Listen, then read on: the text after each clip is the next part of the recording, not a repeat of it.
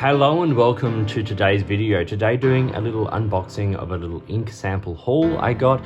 I'm going to show you what I got. I'm going to swatch them and yeah, just a bit of a fun little video because I love this stuff. So this is from Soe and Soe, which is a store, an online retailer here in Australia. It's a relatively new retailer. They've been on my radar for a little bit, and I was looking for some interesting ink samples and things, and so I thought why not give this lovely retailer a go. And so all I've done is I peeled the label off the front, so just for my own privacy's sake, but let's have a look at what you get.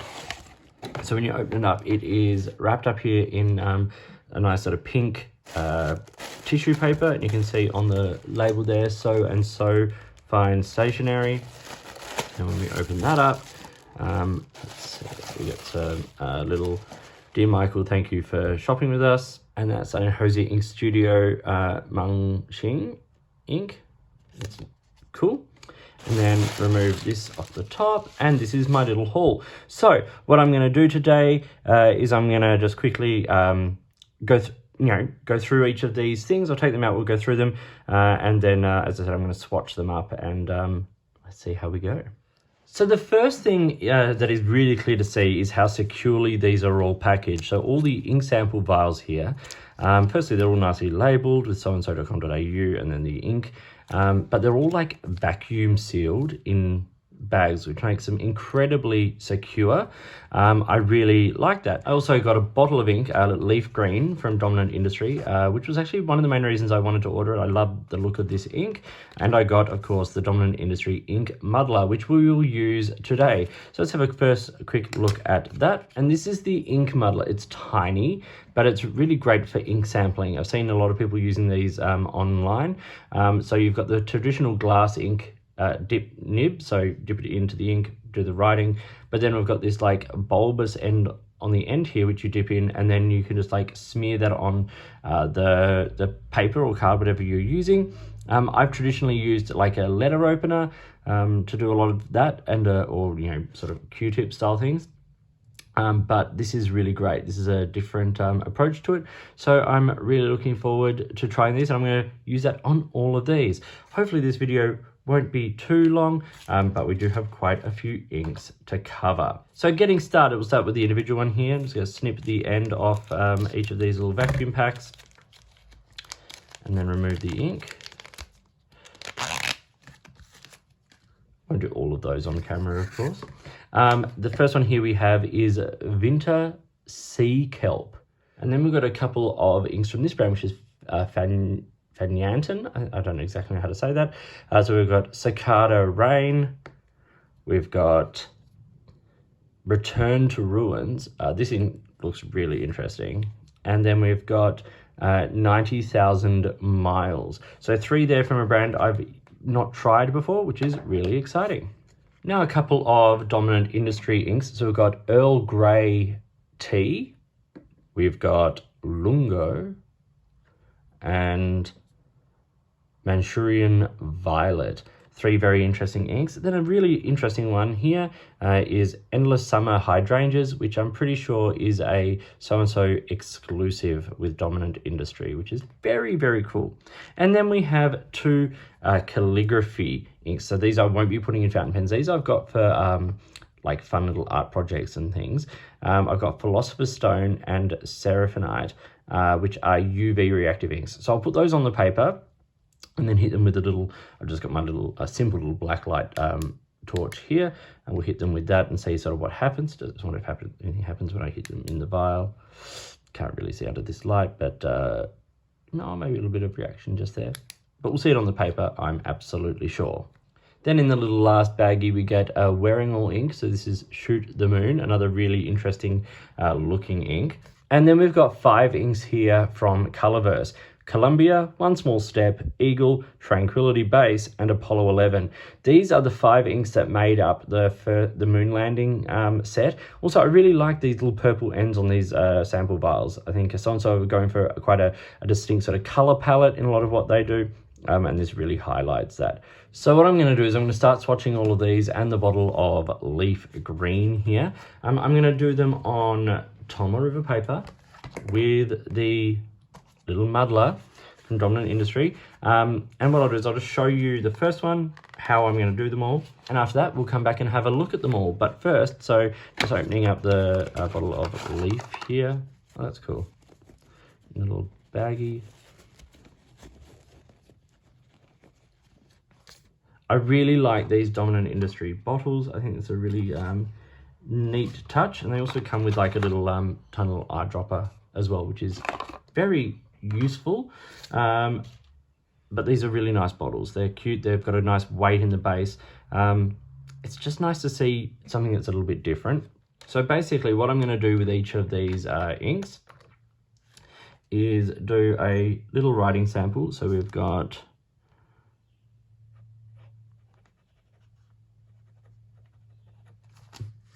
Dominant Industry. So this was Leaf Green. So the dip pen does a decent job. Not the smoothest glass dip pen I've ever used, but perfectly usable. And then I'll dip the other end into the bit there and then do like a little, you know, smeary swatch with the ink. I think that's really, really cool. Okay, so we've finished the swatching now, and I've brought you in nice and close. As I said, I did that leaf green there, the Dominant Industry leaf green from the bottle. This is a beautiful green, rich and sort of warm. It's really, really lovely. And then we got into the samples. So Earl Grey tea from Dominant Industry, beautiful color. Not sure how it necessarily relates to the name. It doesn't feel like Earl Grey to me, but that's perfectly fine. Lungo, beautiful brown. Lovely brown.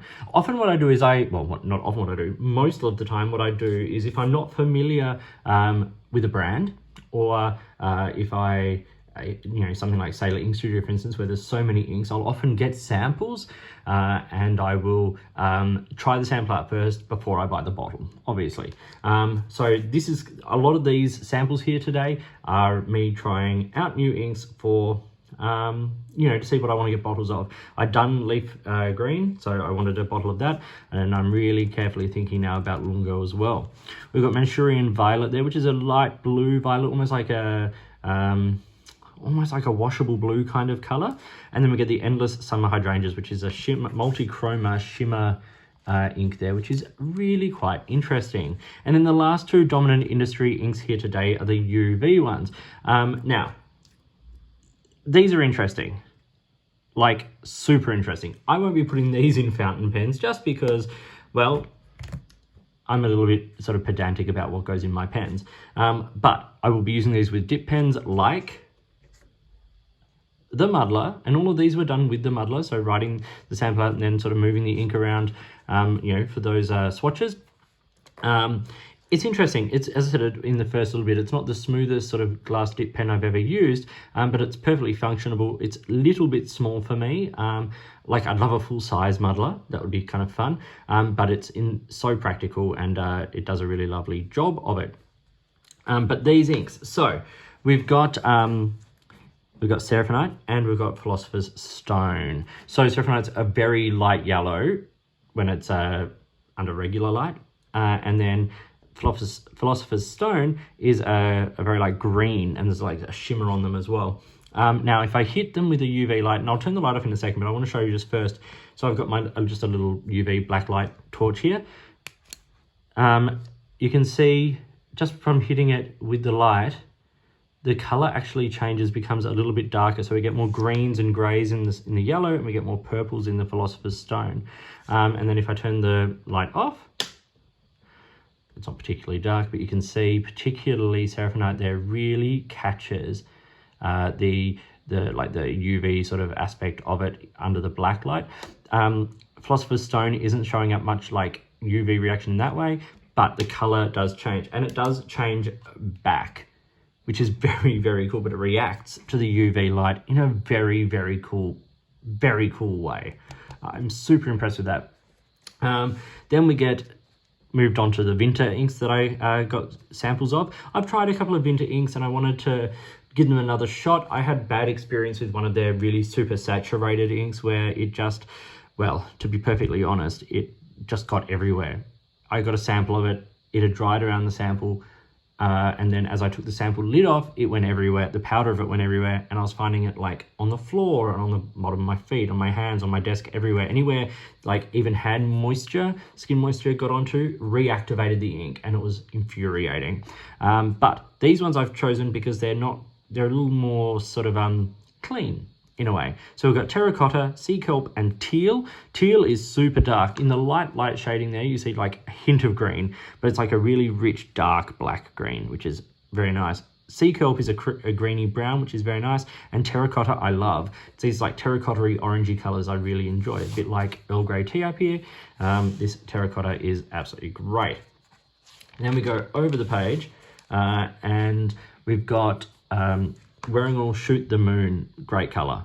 Dark grey, almost black with hints of teals and blues and things. It's really very nice. Then we get the Fanyantan, I don't know how you say that, inks.